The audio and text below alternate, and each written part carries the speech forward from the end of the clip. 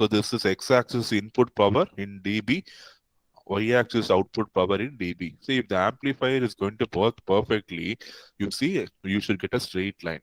You see here a perfect straight line till this point. You get a perfect straight line till this point. So output is proportional to input. Maybe I am not drawing in a straight line. You can see a straight line here. Output proportional to input. At this point, what happens? The amplifier is it is going to saturation.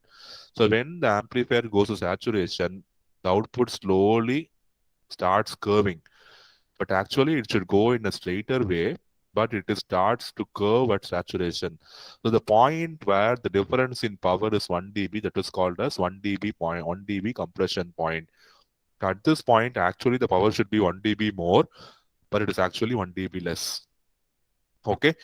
And the third order intercept, if you draw the third order power point, so the graph for IP3 where it is going to meet our actual graph, that is going to be the IP3 term or IIP3 power. So this IIP3 will be plotted in we can measure IIP3 from the input power in the x-axis. See, this graph is the actual graph of the amplifier. It is the linear, assuming the amplifier to be linear. So this graph is the graph which is exclusively plotted for third order intermodulation term.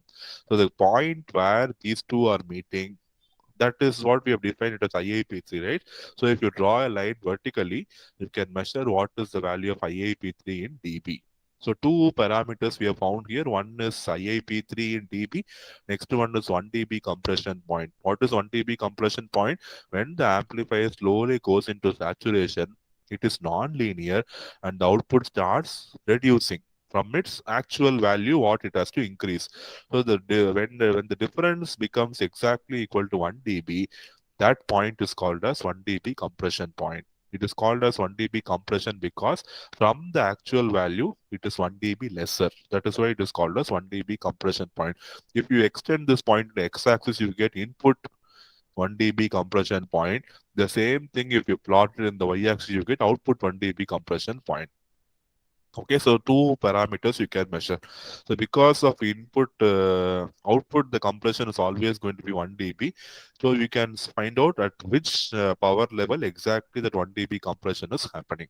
So when you work at large signal of a low noise amplifier, these two parameters become very, very important. Even though you have other parameters like gain, bandwidth, all those things are going to compute it for an amplifier at at large power, at large signal operation of a low noise amplifier. IIP3 and P1dB are going to be very, very important parameters of the large signal amplifier.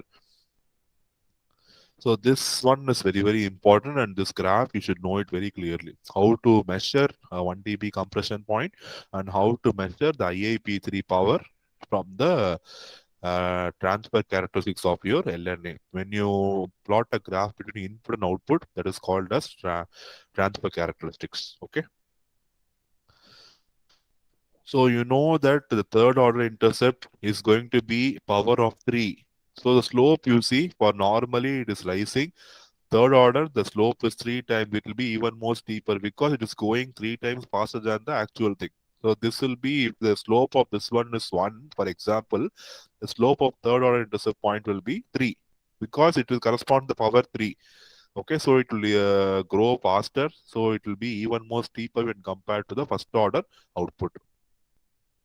So 1 dB occurs at a lower input power than IIP3. From the graph, you see first the 1 dB compression point occurs and then only you have the IIP3 coming in the